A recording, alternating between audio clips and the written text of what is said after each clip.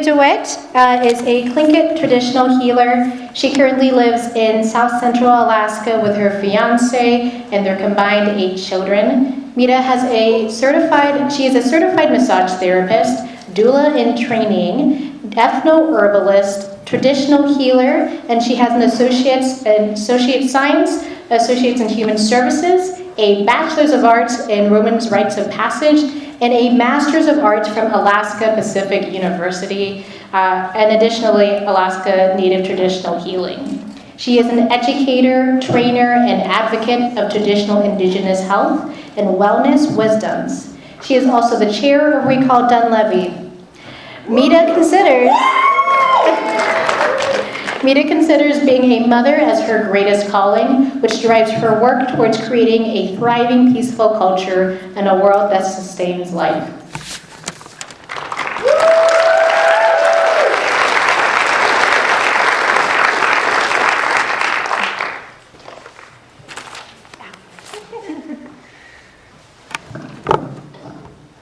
I'm nervous. Dleka klenach Meda DeWitt yuchat duasak, Tlingit klenach tzetzinak yuchat duasak, Nanyayina chatzati, Kachariyari chatzati, Shtakin kwan ayachat. My English name is Meda DeWitt. My Tlingit names are Tzetzinak and Katklat. My adopted Inupiaq name is Tigigaluk, and my adopted Cree name is Basigo Spirit Woman. Oh, louder. Geez, that's not usually the problem.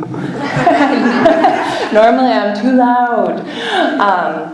That was just my traditional introduction. Thank you, Jane, very much for keeping me on task. I always appreciate that. I'm actually very humbled and grateful to be on this stage with the women speaking today, especially Val Davidson. She's actually one of my heroes.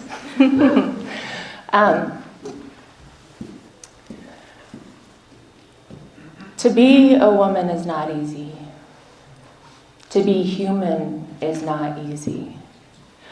And to be different than what the majority thinks you should be is even harder.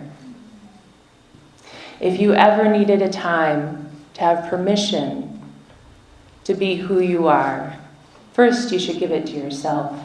But if you have not had the knowledge that you could do that, then remember, the women on this stage give you permission to be who you are.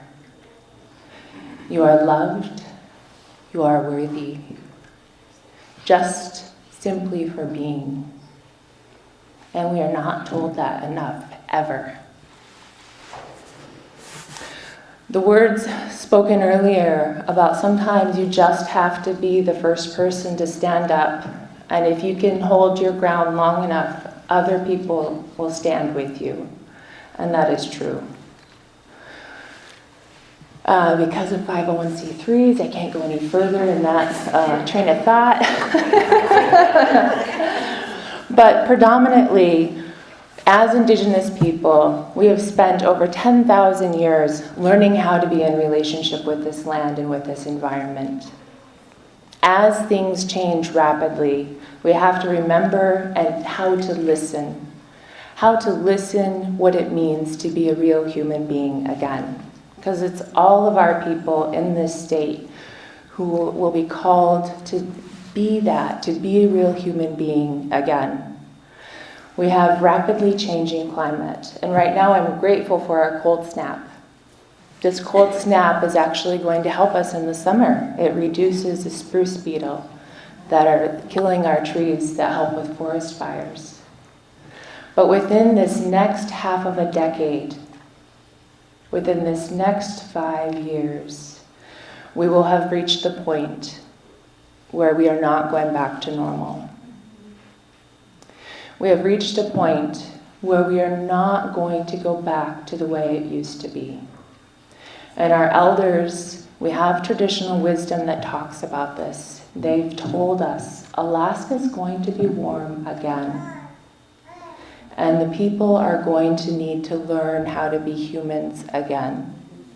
We are going to have to teach people how to live off the land, how to use the plants. And our animals and our fish, they're going to need our help. It is our sacred purpose to be guardians and stewards of the land and each other. It is our sacred purpose to be companions to Creator and each other. It's also our traditional knowledge that education starts first with learning how to respect yourself. Because if you do not know how to respect yourself, if you do not know how to love yourself, then you do not know how to love or respect others. And it's more recent here, but North America has faced 500 years of colonization, right? Genocide. And not just for the people, but the plants and the animals and the natural environment as well. It is now time to learn how to live in harmony. We have to stop killing each other. We have to stop hurting each other. We have to stop, and it even starts at our microaggressions and checking ourselves. Right now, with the current situations that we're dealing with in America and locally, what this is called in the healing terms is a healing crisis, right? When you have something that is out of balance in the system for so long that you cannot ignore it and it overtakes the system. And we've all had healing crises in our lives, whether it's a health issue, whether it's addiction, whether it's working too hard and burning yourself out. It always comes to the surface. And when it does, that's the time when you figure out what needs to be corrected. And so it's a blessing to have things presented in a light that is undeniable. And we have narratives, we have alternate realities, right?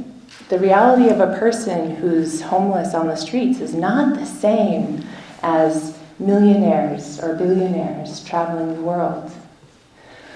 But with this change in the earth and our cycles, we're all going to be humbled. We're all going to have to live in the same reality.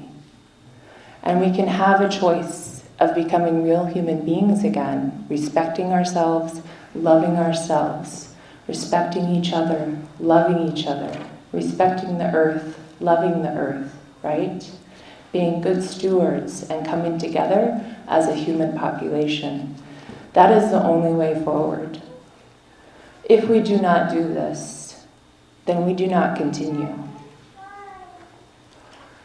So it all starts, people want to know, what do we do? What do we do? I recycle, and I do this, and I do this, and I do this. And I'm like, yes, good, do it all. And get engaged, right? Free will is not free will if you do not make a choice.